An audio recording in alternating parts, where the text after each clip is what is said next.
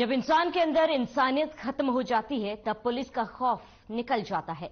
जब संसार से मोह नहीं रह जाता तो वो बन जाता है क्रिमिनल और जुर्म की दुनिया में अपराध के काले पन्नों पर अपना नया आधार कार्ड बनवा देता है, जिसका पता कई अपराध से गुजरते हुए आखिर में जेल होता है। जुर्म के अनोखे अफसाने, हैरत अंगेज और खौफनाक वारदात की खून से सनी तस्वीरें, काले कारनामों की कहानियां जो आपके रोंगटे खड़े कर देगी। लेकिन हमारा मकसद सनसनी फैलाना नहीं, बल्कि आपको सावधान करना है। कहीं कातिल आपके आसपास तो नहीं। तो आज भी हाजिर हूं मैं, श्रावणी पटनायक, सनसनी से भरी कई वारदातों के किस्सों को लेकर, जो कराएंगी आपका सच से सामना और रूबरू कराएंगी आपको दुनिया की सच्चाई से। हम आपको दिखाएंगे जुर्म से बड़ी हर खबर, क्योंकि आपके हर तरफ घूम रहे हैं क्रिमिनल। तो हो जाइए तैयार और खोल लीजिए आंख और कान।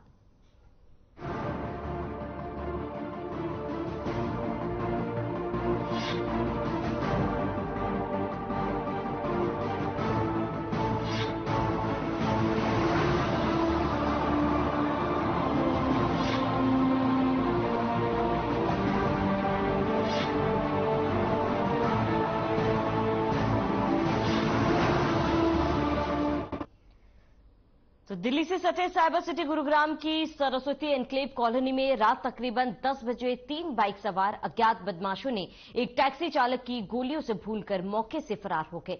घायल को सेक्टर 10 सिविल हॉस्पिटल ले जाया गया, जहां इलाज के दौरान 35 वर्षीय व्यक्ति की मौत हो गई।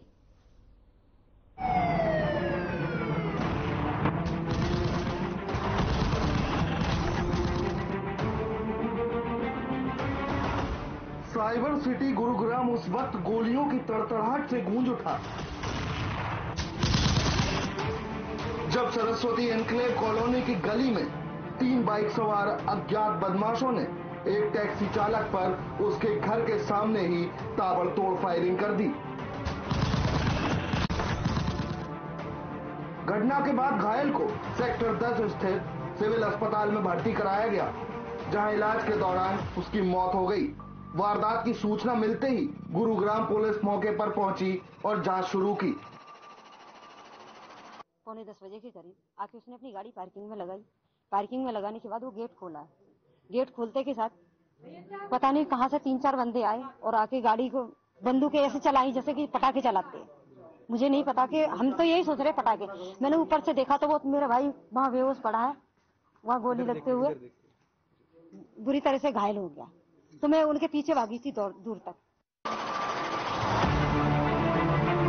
मृतक की बहन की माने तो घटना रात 10 बजे की है, जब रोजाना की तरह उसका भाई राहुल अपनी नौकरी से वापस आकर घर के पास गाड़ी खड़ी करके जैसे ही घर के दरवाजे के सामने आया, तभी अचानक से 3 बाइक सवार नकाबपोश बदमाशों ने आकर राहुल पर ताबड़तोड़ फायरिंग करनी शुरू कर दी। इस दौरान तकरीबन आधा दर्जन से ज्यादा गोलियां 35 वर्षीय राहुल को लगी। गोलियों की आवाज सुनकर परिजन जब बालकनी में पहुंचे तो देखा कि नकाबपोश हथियारबंद बदमाश दिवाली की पटाखों की तरह उसके भाई पर फायरिंग कर रहे हैं। तभी महिला नीचे उतरकर आई और बदमाशों को पकड़ने के लिए उनका पीछा किया, लेकिन बदमाश भागने में कामयाब हो गए। मेरा केस चला है अपने हस्बैंड के साथ में, ठीक है, दहेज प्रथा का। तो आज से 3 वैसे मेरे जिस दिन से मेरे भाई आया है 2015 से, तब से हमारी कोई कांटेक्ट नहीं हुआ था। उस दिन के बाद परसों फोन आया, बोला या तो तू राजीनामा कर ले वरना तेरे को भाई को मार देंगे। हाँ, पूरा शक है। मेरे को माता मंदिर पे बुलाया, बोला 9:05 पर तू माता मंदिर पर मिल जा। आपके हस्बैंड कहाँ रहते हैं, क्या करते हैं? वैसे रहने वाले अलीगढ़ के हैं, विकास नगर धनीपुर मंडी के। परिजनों का कहना है कि राहुल टैक्सी चलाने का काम करता था और अपनी बहन और परिवार के साथ सरस्वती एनक्लेव में काफी समय से रह रहा था। यहाँ उसकी किसी से कोई आपसी रंजिश नहीं थी, लेकिन राहुल का जीजा उसकी बहन से अलग रहता था और कुछ दिनों पहले ही उसके जीजा ने उसकी बहन को धमकी भी दी थी। इसलिए महिला ने अपने पति पर शक जताते हुए हत्या का आरोप लगाया है। वहीं सूत्रों की माने तो राहुल का आपराधिक रिकॉर्ड रह चुका है। तो ऐसे में आशंका लगाई जा रही है कि हो सकता है किसी पुराने रंजिश के चलते किसी ने इसकी हत्या कर दी हो। फिलहाल गुरुग्राम पुलिस ने अपनी जांच शुरू कर दी है। अब देखना यह होगा कि गुरुग्राम पुलिस कब तक इस हत्या की वारदात को अंजाम देने वाले अपराधियों को पकड़ पाती है, या फिर हमेशा की तरह ये अपराधी बेखौफ घूमते रहेंगे। Bureau report.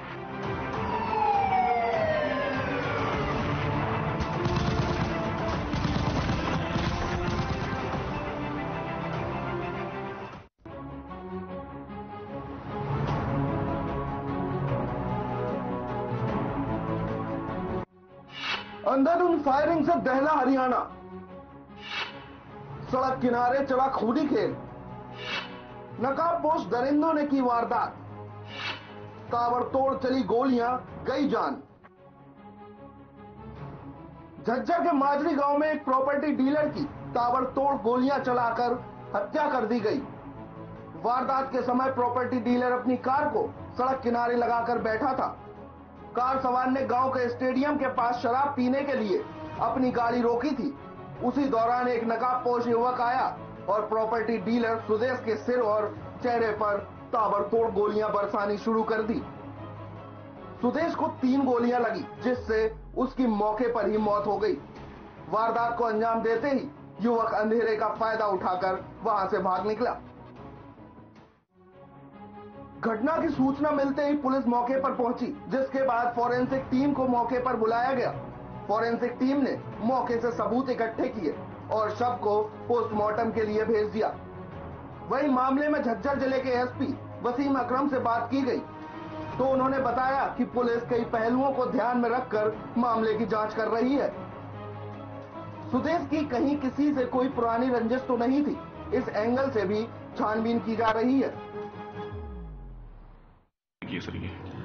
बहादुर के लाइट पार्क थाना क्षेत्र के अंदर कुछ जो बिहार के एक परिवार है जो कि यहाँ पे मजदूरी और काम के लिए रहते थे, तो उसके एक 22 वर्षीय नवयुवक की जिसका नाम रवि है, उसकी डेड बॉडी को सुबह 6 बजे जो लाइट पार्क में एक खुला मैदान है, मेला मैदान कहलाता है, उस मैदान के अंदर उसकी डेड बॉडी पाई गई है। उसमें इसको गले पे चाकू के निशान है और बॉडी पे ऐसा लग रहा है कि जैसे सरिये या रॉड मार के चोटें मारी गई हैं।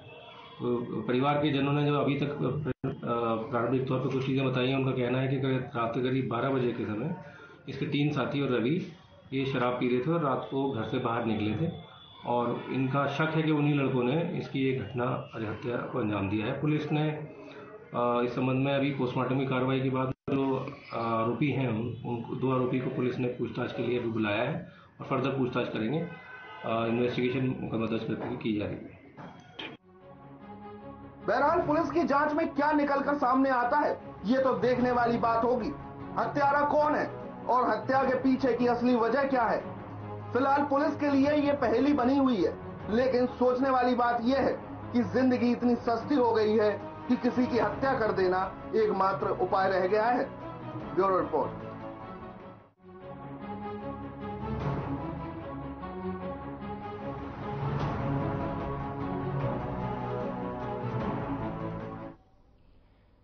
चोरों के शातिर अंदाज का क्या कहना, ऐसे ऐसे मास्टरमाइंड है कि आप भी सुनकर हैरत में पड़ जाएंगे।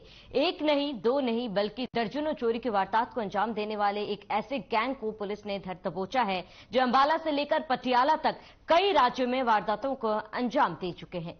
देखिए एक खास report.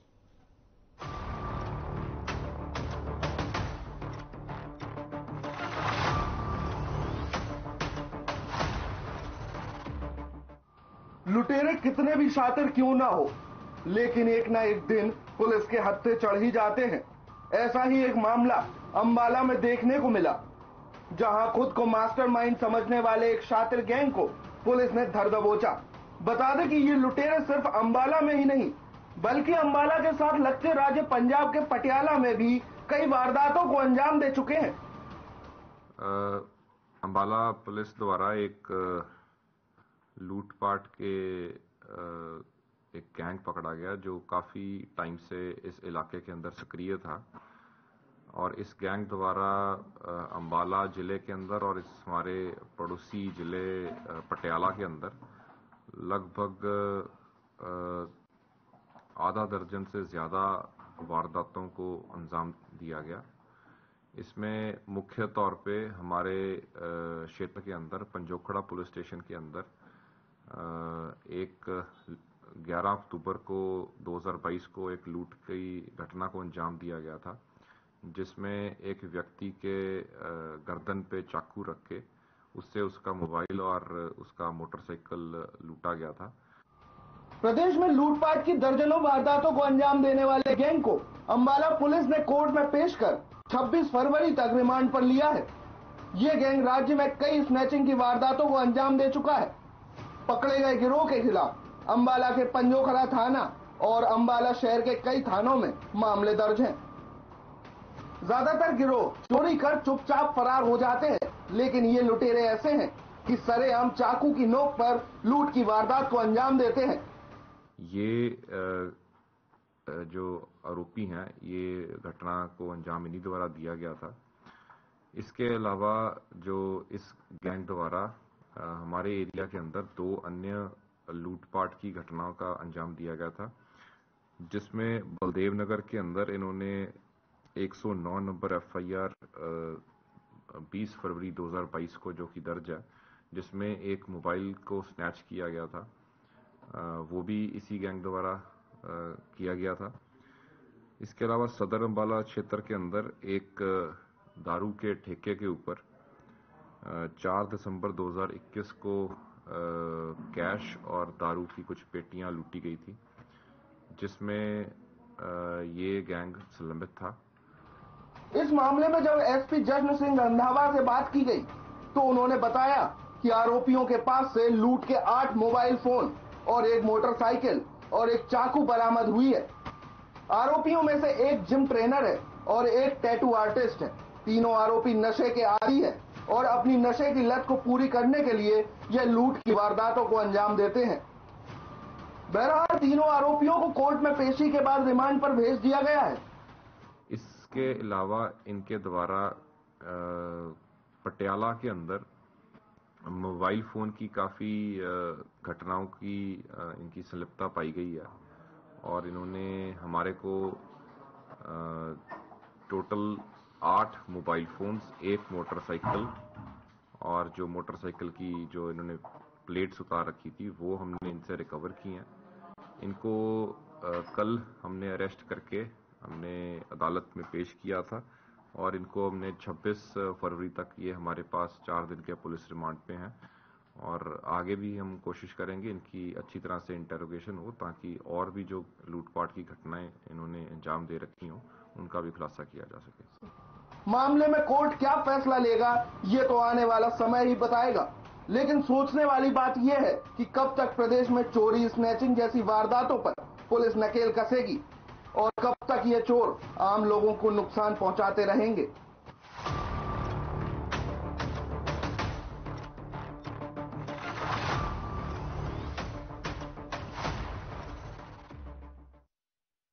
Ambala railway police CIA ने 5 किलो 180 ग्राम गांजे के साथ सौरभ नाम के युवक को अंबाला कैंट रेलवे स्टेशन से गिरफ्तार किया। गुप्त सूचना के आधार पर CIA ने कार्रवाई की। इससे पहले भी कई नशा तस्करों की रेलवे पुलिस CIA ने गिरफ्तार किया और लाखों रुपए का नशा बरामद कर सलाखों। तो पुलिस पार्टी ने रेड की तो गांजे के 5 किलो 180 ग्राम गांजे के साथ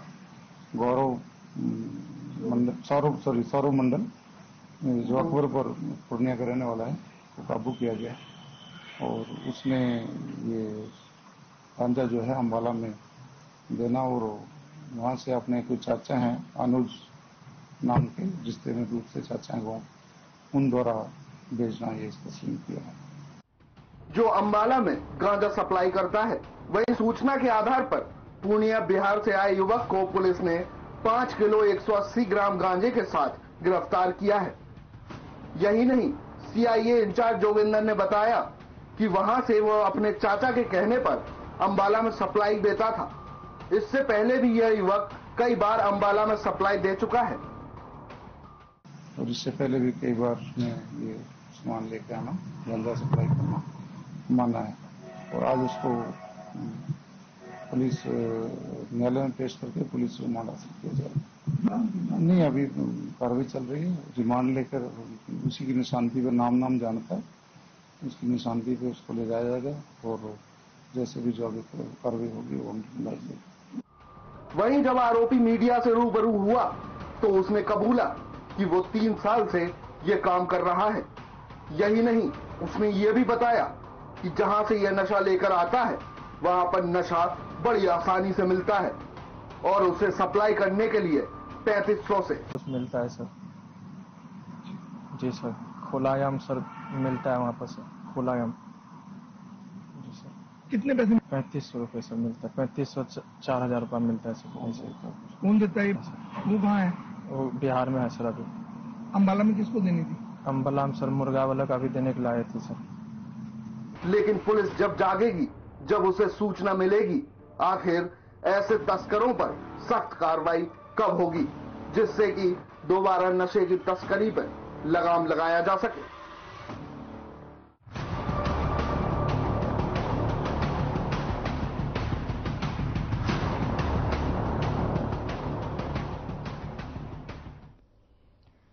तो फरीदाबाद में 7 फरवरी को भनकपुर गांव के रहने वाले एक 17 साल के छात्र की निर्मम हत्या कर दी गई, लेकिन मामले में कोई कार्रवाई नहीं हो पाई, जिसके चलते कार्रवाई की मांग को लेकर ग्रामीणों को कमिश्नर कार्यालय के सामने प्रदर्शन करना पड़ा, जिसके चलते पुलिस कार्रवाई के लिए बाध्य हुई और पुलिस कमिश्नर ने आरोपियों की सूचना देने वाले पर 50,000 रुपए के इनाम की घोषणा कर दी है।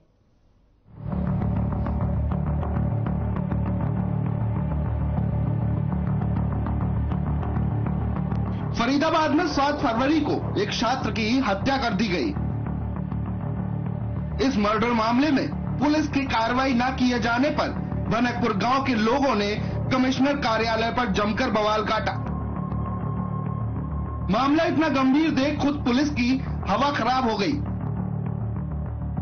आलम यह था कि पुलिस कमिश्नर को खुद आगे आना पड़ा और ग्रामीणों को आश्वासन देते हुए आरोपियों को जल्द गिरफ्तार करने की बात कही। साथ ही आरोपियों की सूचना देने वाले व्यक्ति को 50,000 का इनाम देने की घोषणा भी कर दी।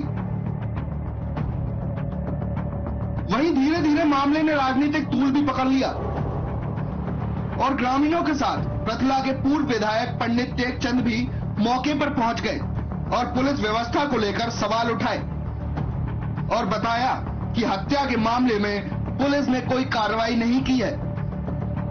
वहीं प्रतला से बीजेपी के वरिष्ठ नेता दीपक डागर ने भी पुलिस की कार्यशैली पर सवालिया निशान खड़े किए हैं और कहा है कि पुलिस ने कई दिन बीत जाने के बाद अभी तक आरोपियों को गिरफ्तार नहीं किया है।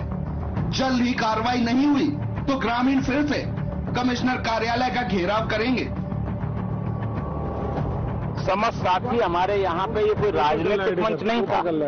ये विपिन नाम का जो हमारा एक बच्चा पिछली 5 तारीख को, जो 7 तारीख को जिसका पास मारे, खींच करके बीच में से 3 बच्चों में से खींच करके चाकुओं से निर्मम हत्या की। उसके बारे में डीसीपी साहब ने 2 दिन का टाइम दिया था। 2 दिन तक लोग शांत रहे। आज वो 4 दिन हो चुके हैं, अभी तक एक भी उनमें से पकड़ा नहीं गया है। जैसा कि आप सभी को विदित है कि जो 17 वर्षीय छात्र था जिसकी चाकों से गोदगर हत्या कर दी गई थी, इस मामले में तुरंत पुलिस ने कार्रवाई करते हुए मुकदमा दर्ज किया है। इसमें क्राइम ब्रांच की 5 टीमें लगी हुई थी और एक एसएचओ की टीम लगी हुई है। इसमें 3 दिन हो गए हैं, आज तीसरा दिन है। तो इसमें लोगों का कुछ रोष था कि भाई अभी तक आरोपी पकड़े नहीं गए हैं। तो पुलिस आयुक्त महोदय के यहाँ पे कुछ लोग आए थे, गांव के लोग, और जो कुछ मौजूद लोग आए थे, तो उनको आश्वासन दिया गया है आप लोगों के माध्यम से कि जो उनको प्रोटेक्शन देंगे।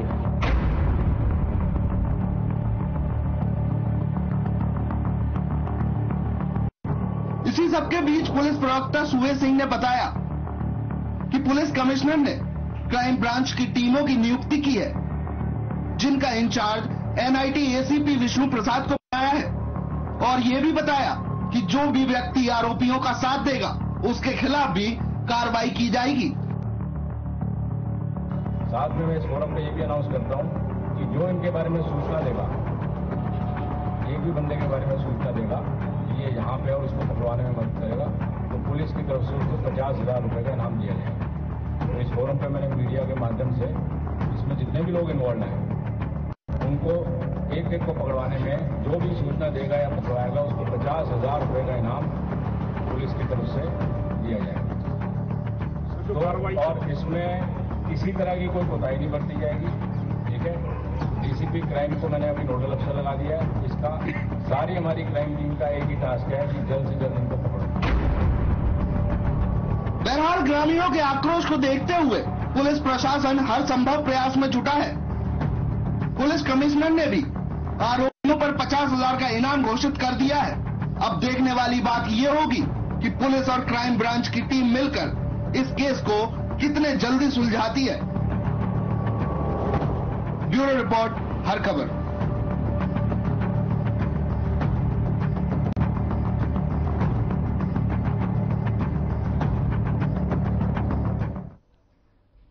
चलिए, क्रिमिनल में फिलहाल मेरे साथ इतना ही। नमस्कार।